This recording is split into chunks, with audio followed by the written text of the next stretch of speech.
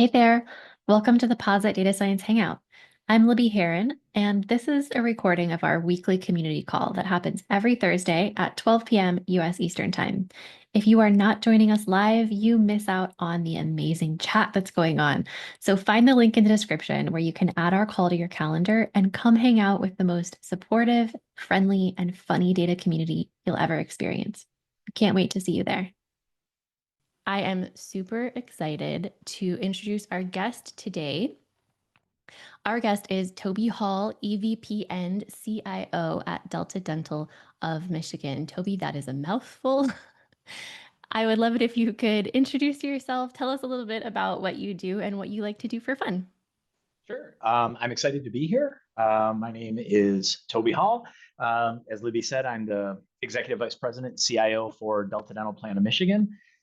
We are actually the headquarters here for three different Deltas: Delta Dental Michigan, Ohio, and Indiana. We're a little bit like the Blue Cross system, where notionally there's a Delta Dental in every state. And we forever have run our entire business on a homegrown IT system. And I lead the team that owns and maintains that. We've got about 500 or so, 510. We kind of swell in the summer with interns. So the report I got last week, I think we have a team of about 510 total. By training, I'm an actuary.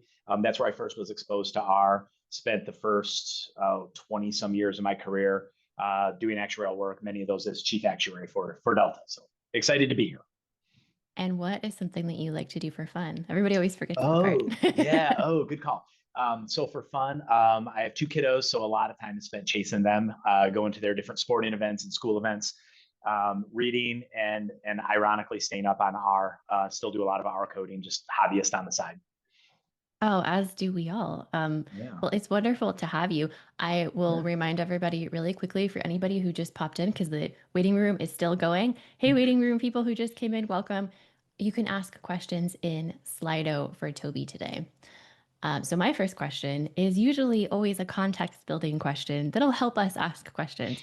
So Okay. Toby, tell me a little bit about your day to day, but also the data teams at Delta Dental of Michigan. What is the type of data that they work with, and what is it that they Yeah. solve with it, or what decisions are made based on it? Yeah, it's a great question. So my day to day, I would say there really isn't a day to day. It's always different. With that breadth of the application that we support and the number of team members, there's always something going on, something different. It's a lot of project management type tasks, though. Staying on top of large initiatives, marching towards go live. With insurance, we're very heavily regulated, so there's a lot of data security things that take up a lot of my time. And then just in the last 18 months, it's obviously been AI is the big kind of buzzword right now.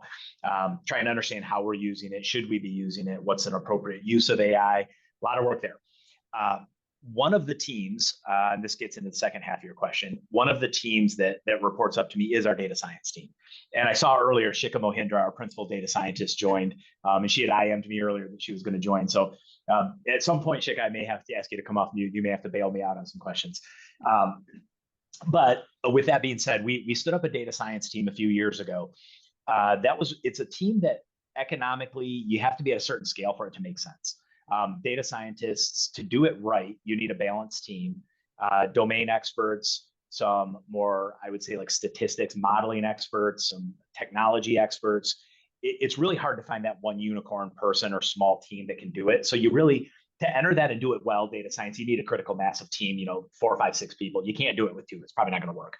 And then that being said, those resources are not the cheapest resources. So you got to have a certain scale to your business for that to make economic sense. And we crossed over that bridge a few years ago and we got approval to build out a data science team. Shiko was a core person. We sort of built that team around. The data they use it's insurance data. So it's pretty much what you would expect. It's data about our network providers, dentist data, where they're practicing, how many patients they're seeing, how long they've been in our network, that type of data. Uh, then claims data is a big one. Claims, effectively, the way we ought to be looking at that in a highly transactional world is claims are effectively a receipt for the care that got rendered. So there's a lot of richness to the data there, and then eligibility data. So the provider data tells us who performed the service. The claim is what was done, and then the eligibility tells us who got the service, who was in the chair getting the dental treatments. And there's a lot of different use cases for that. And we have to look at that data differently. At times, we're looking at it as cross-sectional data. At times, it's more longitudinal. We've had some great wins lately with quality of care type models and data work that we've built. We've built some great apps that our teams can use out in the field, powered in the background with a lot of heavy lifting and a lot of hard work, a lot of Python being done in the back on that. So that kind of rounds out the data. I'm trying to think through what data we wish we had, because it's always great to think about the data you have, but the data we wish we had. We've just recently started bringing in third-party data, where we can buy or rent data from third parties, and we're still trying to get our arms around the best uses of that. We're probably not as mature as we need to be, but we're getting much better. Oh, that was going to be my next question was what about third-party data? How does that work? That's always Yeah. something that's really interesting to me. And I know when we've talked with other insurance folks in other areas, not health insurance or dental Mhm. insurance, more property and casualty insurance, that Sure. third-party data is such a huge thing.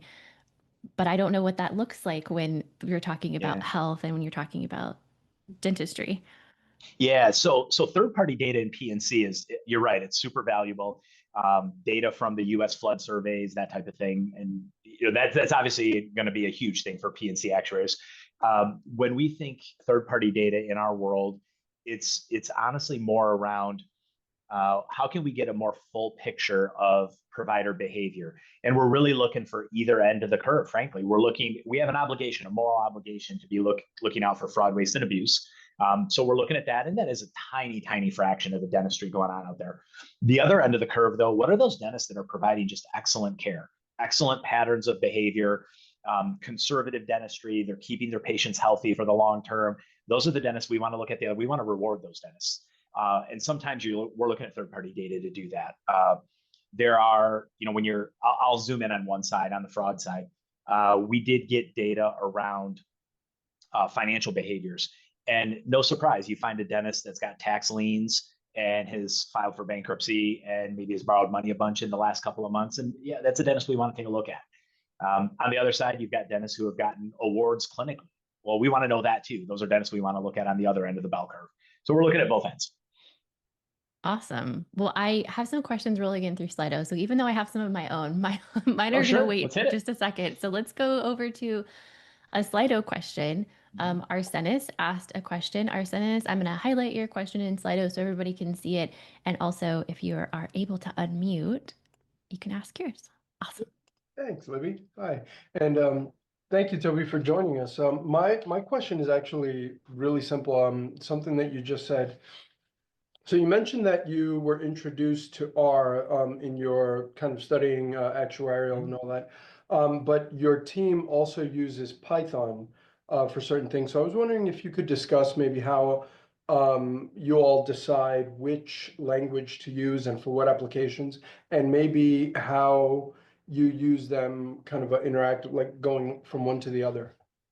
Yeah, this is a great question, and this is one I asked the team the same question. So you're not wrong. I would say the four main languages or tool sets that are used in that area. We do get a lot of data pulled and manipulated through SAS, which is SAS was here when I came here in 2003. I'm not sure if we were building it out today, we would be using SAS, frankly, but it serves a purpose. We're highly transactional in data. SAS, the way it operates, is very much process one row at a time. That's the way our data is structured. The paradigm works fine. Then R, Python, and then just like core grassroots SQL kind of work. Those would be the four biggies. And I would argue we are at that point now where it's sort of modeler's choice, whatever you're most comfortable with. Sometimes we have a few hurdles with our IT security team getting things downloaded onto laptops and things. We've got things tightened, buttoned down pretty tight as we should. But in general, it's modeler's choice and whatever they're most comfortable with. I am seeing a huge shift though in the last 5 years. Youngsters getting out of college very much on the Python wagon. R is a little bit less common now that I'm out of the actuarial area. If I put my toe back in the actuarial area, I think I'd see a lot more R than I do today. Great question, Arsenis. Thank you so much. All right. I saw a question from the chat. I don't normally have the ability to do this, but I saw one from the chat from Let me see, from Runhua, who always asks amazing questions, and it's in Slido as an anonymous question, but I was wondering if you'd be able to unmute and ask that. Runhua, let me see if I can find you. Oh yeah. I think you can hear me? Yes, yes. Yeah, Sure. for the large language model, the general AI is uh, is expanding and game changer. And I just wondering, how do you make sure your AI pipeline is accurate and ethical and under regulation because you are Mhm. uh, healthcare data, so that's Yeah. more like Yeah. restricted. Yeah. Yeah, you're spot on. And the departments of insurance, which regulate us in our states, are fairly skeptical of AI at the moment. Some of them, some states, I would say, are outright hostile towards it. That's maybe a bit of an overstatement, but definitely asking questions about AI and your AI governance and how you're thinking about that. The way we've chosen to do it is a little bit of a guilty until proven innocent approach, where you're effectively not allowed to use AI until you've gone through an approval process that says yes, you can. I think as we learn more about it, we'll probably change that approach. But as of right now, it's a two-stage process. The first approval is we have a use case for AI. We pull together the documentation, and it's pretty quick. It's not a big deal. It goes to a team that thinks about it through an ethics, bias, governance lens, and they'll ask questions like, what data is being used? Is that data staying within a dedicated tenant, or is it being used to train a public model? So open versus closed LLM. Does the data ever leave shore? What tool are you going to use? And really what that team is trying, that approval process is really trying to answer two questions: is, are we okay and proud of what's happening with the data for this use case? And then, should AI be used in this use case? And sometimes we're finding it's somebody wanting to do something fun and cool, and there's actually a better way to do it that's not AI anyway. So stage one is what tool and what is happening with the data. What's our data posture? Stage two, assuming it passes one, is more where the CTO and the architects get involved. Are we going to have to integrate? Are we going to have to punch a hole in a firewall to get to an external tool? So it's a little bit more around the technical, how would we do it? And do we have the resources to throw at this? And is it worth our time to do it? So it's a two-stage process. The assumption is you cannot use AI. And then further down the road, you can sort of prove your case and get the approval to use it. I love that, Toby. Thank you. Yeah. I especially love the acknowledgement that sometimes the answer is just like, oh, we could do that with AI, but we could also just not use AI and still do it just fine. Yeah. Oh, yeah. Well, and the funny thing, it's funny you say that, Louis, because I sit on this beast, the IAA, International Actuarial Association. I sit on a AI task force for them. We just had a call last week, and in Europe, and if there's Europeans on here, please chime in the chat. I'd love to hear your thoughts. AI is being thought of more from the environmental or carbon footprint of AI, and they're looking at it more, every time you send that chat GPT or copilot query, you're basically ripping down a tree somewhere. So like, be careful when you use it. And they're saying, yeah, you shouldn't always use AI. It's not always something that has to happen. So it has been interesting to hear that there is this awareness that AI might work and might be a candidate solution, but it doesn't have to always be the solution. Yeah, I'm finding often that people are like, oh, here's all these things that AI can do. And that helps them think about use cases, which is sort of a backwards Mm-hmm. pipeline. But then if you talk to more people who are really experienced in things like NLP, you realize, oh, wait, we can just use NLP to do this and you don't Yeah. have to use AI and we'll be just fine. Well, and All I think, right. sorry to jump in there, but the other thing No, that I keep think going. the other thing that to me at least differentiates AI from other things we've seen, and just because of the scale of what it is it seems like other things that in my working career have revolutionized things. I think like the adoption of the internet. That was something that technology came along. Then we all figured out how to adopt it and implement it. And it certainly did change things, no question about it. AI, the fundamental pieces of AI have been around forever, since the 50s. We've just never had big enough data sets and enough compute power to do it. So it's like, this is a weird case where the technology is caught up with the science. It used to be the other way around. And so I think we're all struggling with that just a little bit. Yeah. All right. Great. Fantastic question. Runhua, I'm going to look through Slido here because we suddenly have a bunch more Slido questions, which is amazing. Awesome. I have an anonymous question here that is a little bit more of a career advice question if you're up for that. I will highlight it in Slido so everybody knows. It's my career background is as a data scientist. I have just made the step up to management and I'm feeling a bit overwhelmed. What advice can you give me and how can I know if I'm doing a good job? And you had a pipeline of like moving into bigger and scarier roles. Maybe you have a little bit to share here. Yeah, no, it is a good question. I love this question too. And I'll go back and give a little bit of background. Not that I want it to be, biography here or anything, but um, my bachelor's degree is in statistics and math. And when I got a bachelor's degree, I thought, okay, great, cool. What do you do with a bachelor's degree in stats? And it turns out probably not a ton. If you get lucky and you find a niche, that's great. Master's degree or doctorate for sure, but a bachelor's degree, a little bit limited. So I wasn't really sure what I was going to do. I stuck around, did some research with a professor, took some graduate courses, ended up thinking teaching could be the thing. So I actually went back post baccalaureate and I taught. I was a high school teacher for a while. I taught high school all day and I taught at a college at night. I thought everybody worked from 7 a.m. to 10 p.m. I thought that was normal. Turns out it's not. And along the way, I kind of stumbled onto the actuarial career and resigned from the teaching role and went into the actuarial role full tilt and did a little stint in consulting, ended up here at Delta and worked my way up. And throughout there were always those challenges. And this comes back full circle to the question. There were always those opportunities. There were always those challenges. Even if it was within the actuarial lane, like taking on a new sub team or maybe taking accountability for underwriting as well as actuarial. And for me, those leadership roles, I never said no. I always knew and I trusted that I could figure it out.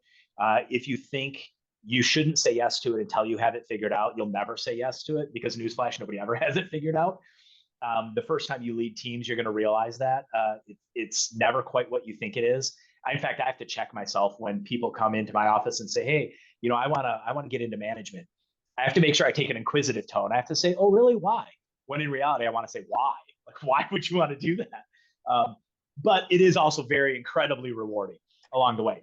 I would argue the biggest thing you can do if you want to succeed in a leadership role is no matter what advice you get, there's an underlying assumption of all of it that's your team. You can't actually implement any of that advice if you don't actually get to know your team. And you'd be shocked how many managers skip that step, especially if they inherit a new team that's not theirs. They just kind of skip over it. I tell my folks, and I tell you, I'm pointing to the other building because that's where they're sitting. They're all, and probably Shika's going to plug her ears here in a minute because she knows I'm going to say it. Managing, I think it's a 4-step process and we overthink it very, very frequently, but it is the same 4 steps, just on rinse and repeat. That's not to say they're easy, but it is the same 4. So, I mean, if you take anything from it, I would take this. Step number 1 is put the right people in the right role. And that's an ongoing battle. The minute you get your chessboard set up, the game changes or opponent moves or whatever, you got to move people around. I just this morning moved some people around and some were happy, some were not, but it had to be done. So putting the right people in the right role.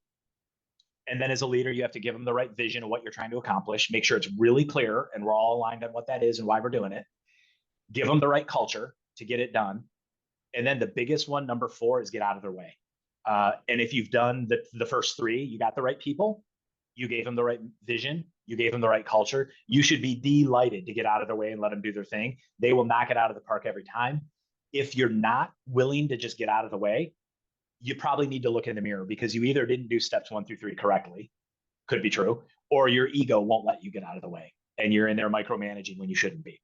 So it's the same 4 steps: right people in the right role, vision, culture, stay out of the way, and you'll be shocked. I'm so impressed by Rachel, who just put your 4 steps in the chat. Oh, wow. So as you were saying them, there, yeah. that was so nice. All right. Thank you, Rachel.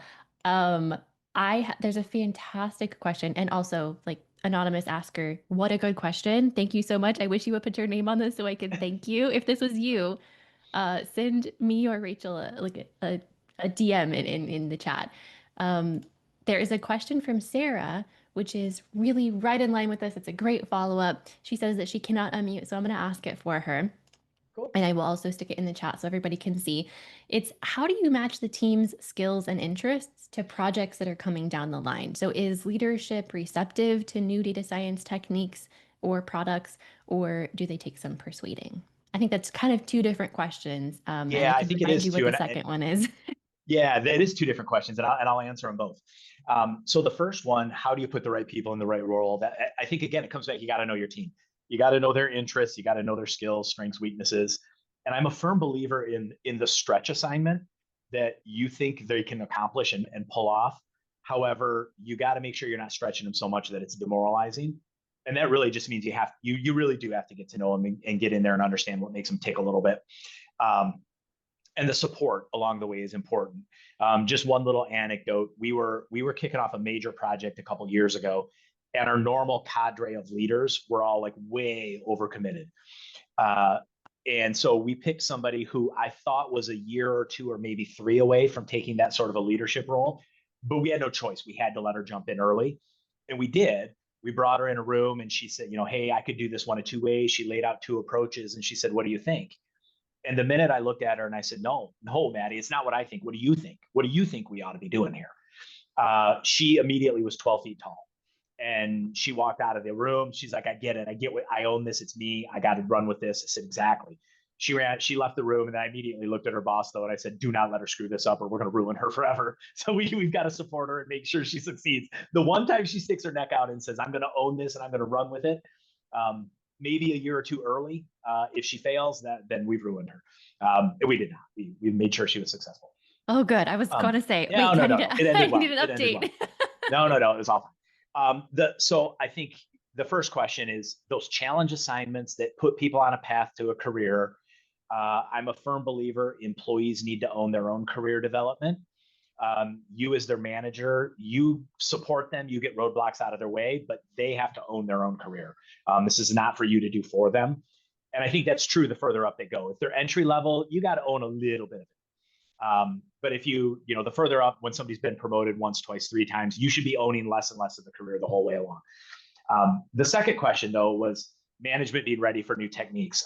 You do have to do a little bit of a marketing thing. Being able to communicate the results and explain them is a huge, I would argue that's the lion's share of does it actually succeed and go to production ready or not.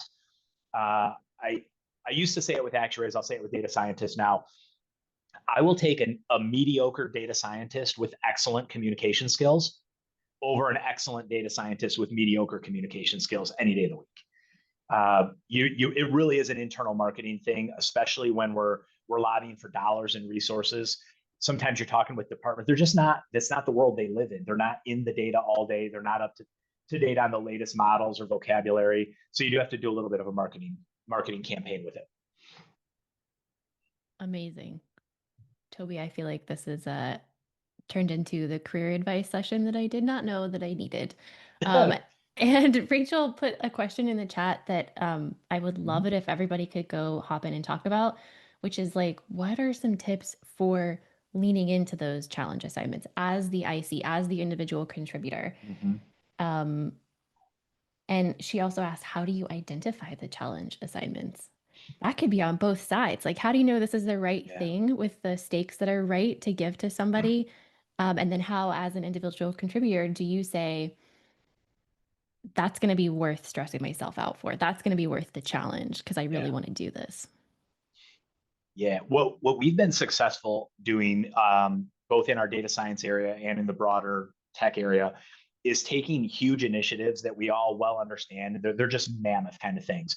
Rewriting an entire application from scratch, which is going to be a 2-3 year project, but being able to break it apart into pieces and smaller bite-sized pieces that you can let somebody stand up and own this small piece. It might only be 10% of the whole project, but it's a critical part, and they know it, they understand its part, and let them own a small part of it. Now, not every project lends itself to being broken down that way, but don't be shy about spending a day or two with a whiteboard trying to figure out ways to do it, because it'll pay off. So that's on the giving of the assignment.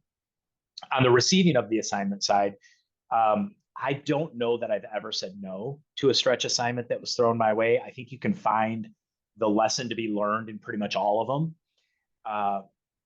But don't let yourself get in over your head. If you can find a mentor, if you can find somebody in an adjacent area, or if you are doing that 10% of a big project, some of the other people that are owning the other pieces, and make sure you're asking for help, you're bouncing ideas off early. I have no problem with a new leader getting in over their head and we have a $10,000, mistake, I'm good with that. I just don't want a $10 million mistake. Call for the help early if you need it. Awesome. That was my question about stakes, was like, what is the right stake level for giving Yeah. someone something that they need the leeway to make a mistake on? Because that's one of those things. Like if you're given a big project that you cannot make a mistake on, failure is not an option. To me, I'm going to say no to that one because I always need that leeway when I'm doing something Yep. big and new. All right, that was a wonderful question, Sarah, and wonderful follow-up, Rachel. Thank you so much, both of you. And we had a question in the Slido, which I think we can cover really quickly. It's a bit of an oddball question, but it's never been asked before, so this is interesting. It's, do you share your data as an API or for research? Now, your data is probably full of PII, right? So like, Yeah. cannot do that. But do you know of anybody who does? Because businesses and organizations consume third-party data, but we don't ever really talk about whether or not they put data back out there. Yeah. So oddly, anonymized and de-identified data, HIPAA has some fairly strict standards of what qualifies as de-identified. The good news with that is there's tools that'll de-identify it for you. So we do use a few of those tools, and we've collaborated with research organizations. We've collaborated with some private third parties. We tend to, this is a weird distinction, but if we do that, we make sure we've got all the right governance in place and the right permissions. We tend to do it for free because we don't ever want to be in a position where we profited by selling the data. Like that's just a bad look. If we're doing it and there's an oral health research project that's likely going to contribute to the body of knowledge around oral health, that's a worthwhile thing to do. We don't want to be seen as profiting from it, though, for all the right reasons. The other thing I would say we have to be mindful of is we have some large dental customers that just forbid us from doing it under any circumstances. So we have to pull their data out, which is fine, well understood. The other piece is a fair number of our customers, and probably a lot of the people on this call, are covered by a dental plan where your employer actually still retains all the risk. It's not actually an insurance company that retains the risk. The insurance company processes the claim, maintains the network, but in effect pays it out of your employer's checking account. It's not really how it goes, but effectively. And in those cases, it's not really even our data. We're merely custodians and we possess the data, but we don't own the data. And so in those cases, we need those customers to give us affirmative approval to use it in that way.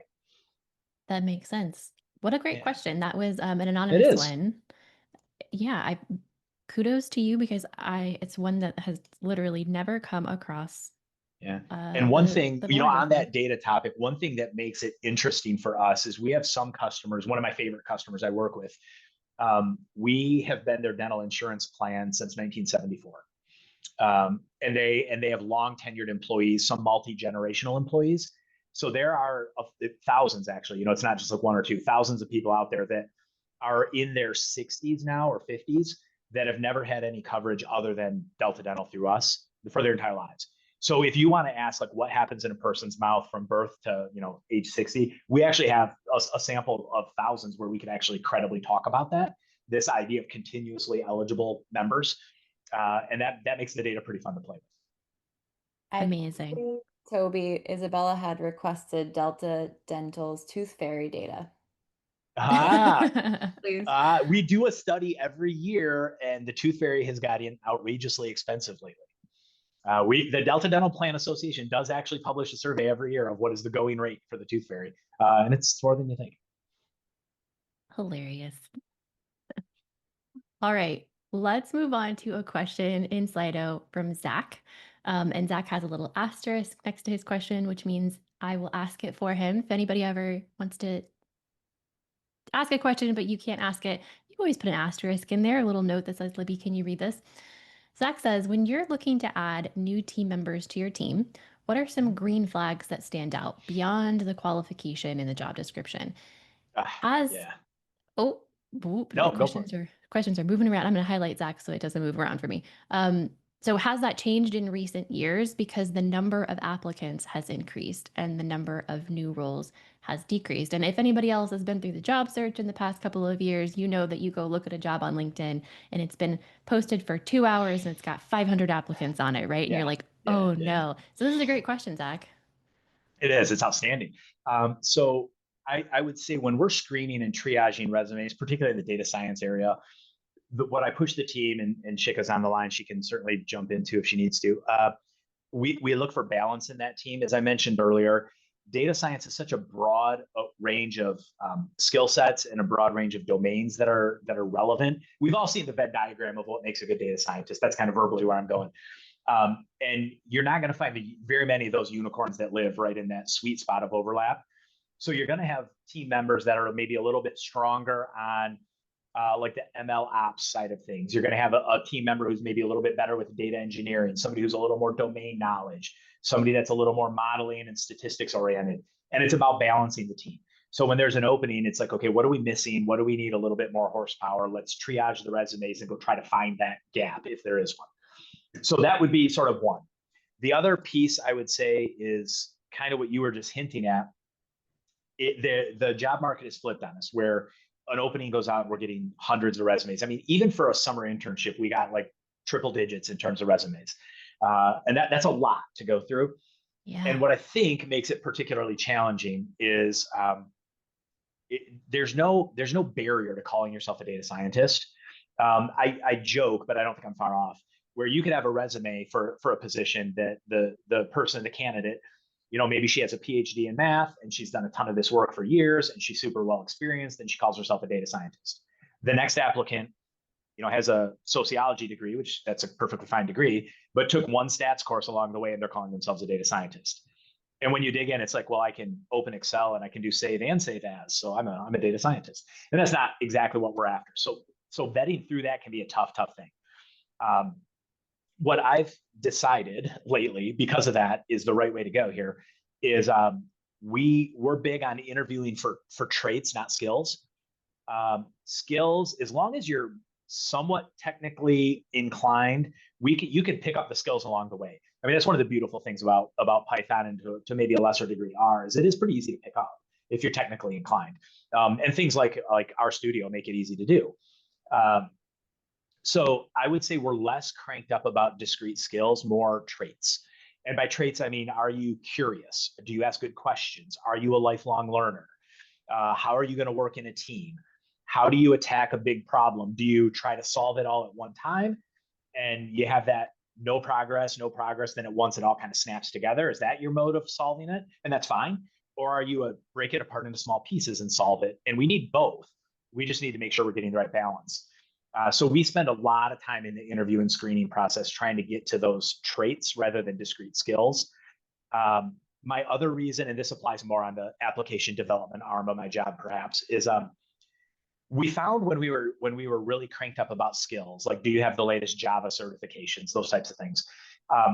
By the time a skill is realized in the marketplace, it's adopted by a university curriculum, they pump out a couple of graduating classes, there's some certifications achieved, that's probably 5 or 6 years out of date already. So getting all cranked up about a particular certification or skill, I'm probably less excited about. Yeah, there's a little conversation in the chat about all of the different things that the same job title can be, and like even the job description, sometimes you get into the job interview and you're like, oh, what you want isn't even what's in the job description. Yeah. And I love this one. I've interviewed STEM PhDs who call themselves data scientists and can't answer that. That's the other problem is, yeah, they may know the domain, but you ask them, how to join two tables or what's wrong with this join, like you assume, and they are kind of deer in the headlights. So that is a great point too. You can go too far the wrong way. I think that this is a good time to say what I always say, which is data science is not one thing. If you That's are right. not the flavor of data science that Toby needs for his team, you probably are the flavor of data science that somebody else needs for their team, because they do need that deep subject matter expertise, and it matters a little bit less that you know how to do specific technical things. So there is a place for everybody out there. I think it's a really, really tough thing writing a job description. And it's also a really, really tough thing being a job applicant and reading through a job description. So it's tough on both sides. And yeah, Shika, if you ever wanted to hop in, Rachel said in the chat, let us know if you have something to say in kind of support or augmenting any of Toby's answers here. Zach, fantastic question. We have some Sorry, more I was stuff. figuring out how to unmute Shika real quick. Oh, There we go. yeah. Oh, there we go. Thanks, There we go. Rachel. Hey, Hey. Shika. And that's like not just at the onset of when somebody's coming in, even when we're within the team. Like just say today morning I had a conversation with one of my team members who can go deep in like 10 separate areas, because again, like you said, Libby, data science is not just one thing. You can go deep into SQL domain, or you could go deep into ML ops and or machine learning. So he was asking me, like, hey, where do you want me to focus? And like we've been taught, like let's throw it back at them, because the goal is the organization or the team goal. So depending on what we want to deliver, what are the trade-offs of going deep right now, or could we do it later? Because at all times, all of us are thinking about our profile, like, hey, how does my profile get really good and deep and everything? But I think as organization leaders, we have to like, hey, but this team impact, the data science impact, if we focus in on that and hone in there, we'll know our answer and understand what's relevant within all that data science can bring to the table. So yeah, I mean, it kind of is like a constant battle of which area to go deep into, even when you come in. Well, we had a great question from Samita in Lido, which is kind of a follow-on to this. So Toby and Shika, I will let you answer this one together if you have any thoughts. And Samita, you have a little asterisk. I'm going to ask it for you. Coming from a core statistical background, how much would you expect from a fresh data science graduate about statistical knowledge if you were an interviewer for a modeling role? Any specific concepts that you would like to name? Any specific concepts that you might ask them about in the interview, I think is the question. Yeah, if it's specifically for a modeling role, like that is the niche that the opening is intended to fill, I would be looking for some pretty solid statistical knowledge from that person. Things like GLMs, principal component analysis. I would be expecting them to know the ins and outs, some of the underlying assumptions, what happens when those assumptions are violated, how that model can go wrong.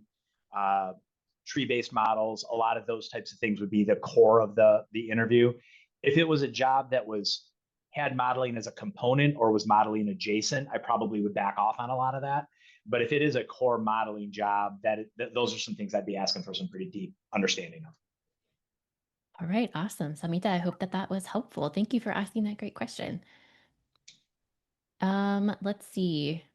We have lots and lots of questions and only about 15 minutes left. This hour has gone by so fast.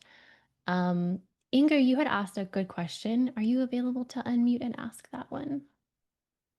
Let me see if I can find Inger. There she is. Hi, thank you. I have a quick question. My question is, how do you make sure your team stays current with new data science tools or skills or methods?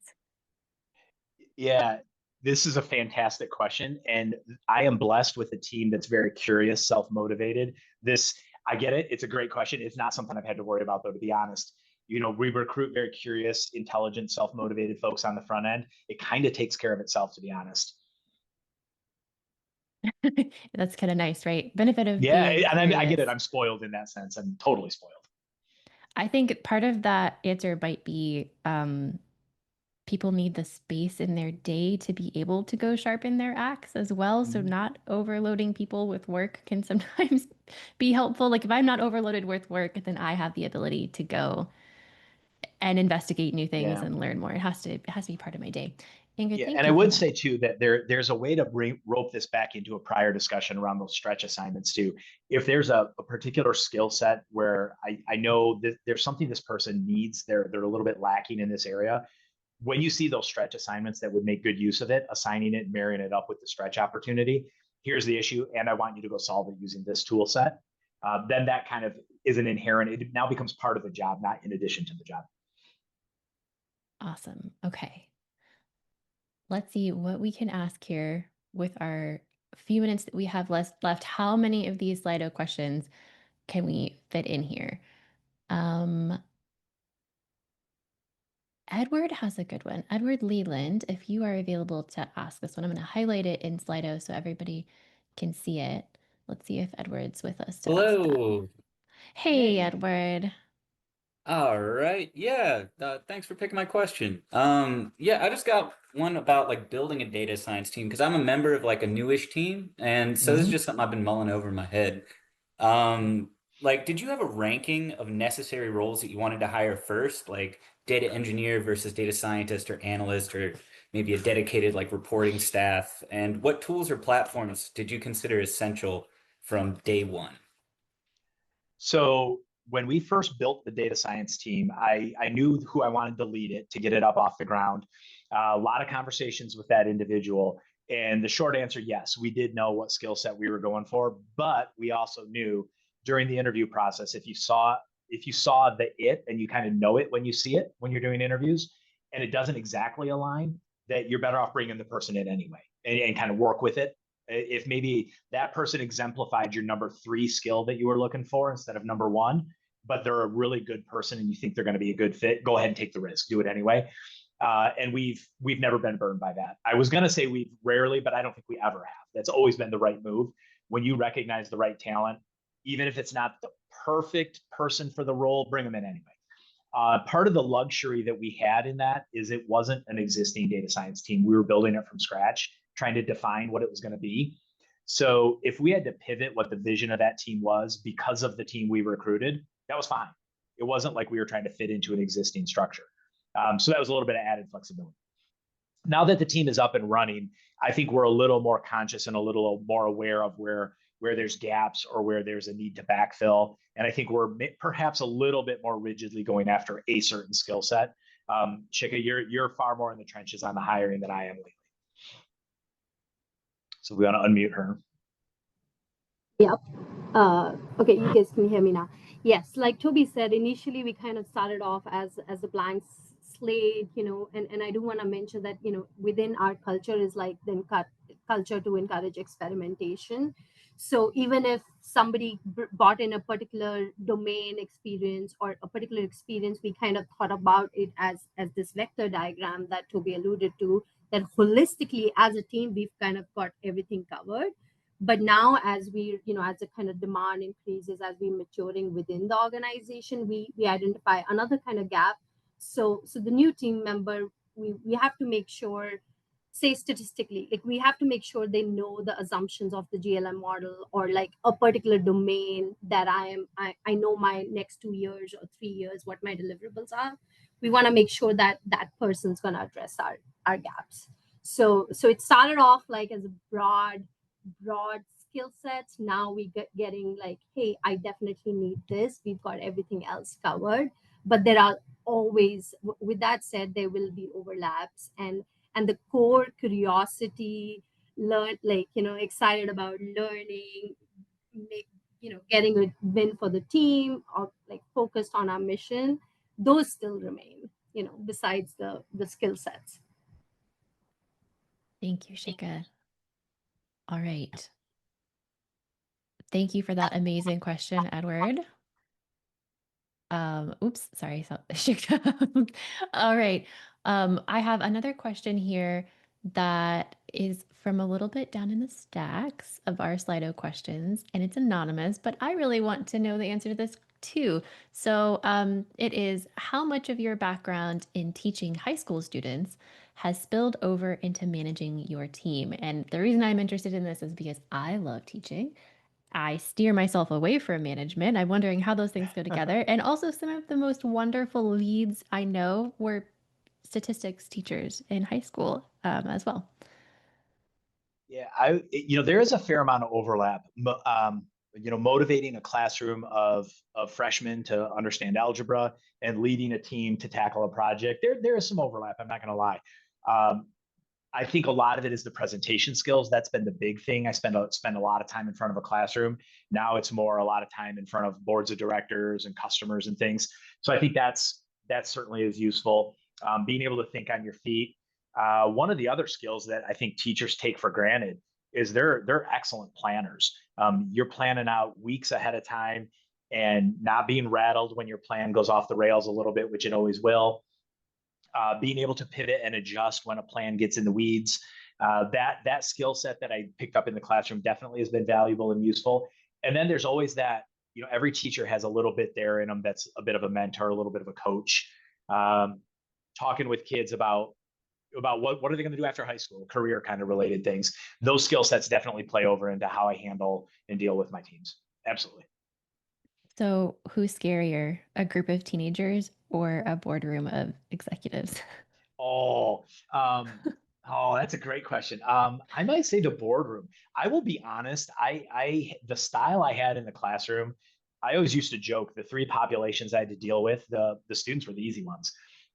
Parents and other teachers could be a bit of a challenge, but the classroom full of students, I was fine. Not a big deal. Hilarious. I feel like I'm terrified of teenagers. They can be so mean. Oh, but they're also, teenagers are easy to manipulate too. Very easy. I'm afraid they would think I was not very cool. All right. Well, anonymous asker, whoever you are, that was a wonderful question. Thank you for asking it. I thoroughly enjoyed that. All right. I wanted to ask at least one more career advice question. Sure. Morgana has one, and then I will ask a general one. So Morgana, if you're available to ask this one, that'd be great. I'll highlight it in Slido. Thank you. Yeah, thanks a lot. Toby, I was wondering if you are looking for traits rather than skills when you're hiring someone, do you have any advice for how someone could maybe emphasize those traits on their resume? Oh, yes. Yeah, this is the exact question is if I'm looking for traits, how do you present the traits and make sure they get noticed? One thing, so let's go back up. Let's even the cover letter. Cover letter is a good chance, a good opportunity for you to insert those traits that you think would be successful in the role. And those are going to be things like curious, lifelong learner, those types of things. You can get those into your cover letter. I like to think I'm pretty good at detecting an AI generated cover letter, so be careful on that one. Of course, generate it, but then modify it, make it your own. It certainly can give you a head start. On the resume, what I would say, two things. When you're outlining roles and duties, that's great. That's sort of the minimum. That's what everyone's going to look for. I had this role with these duties. If you can pivot that to,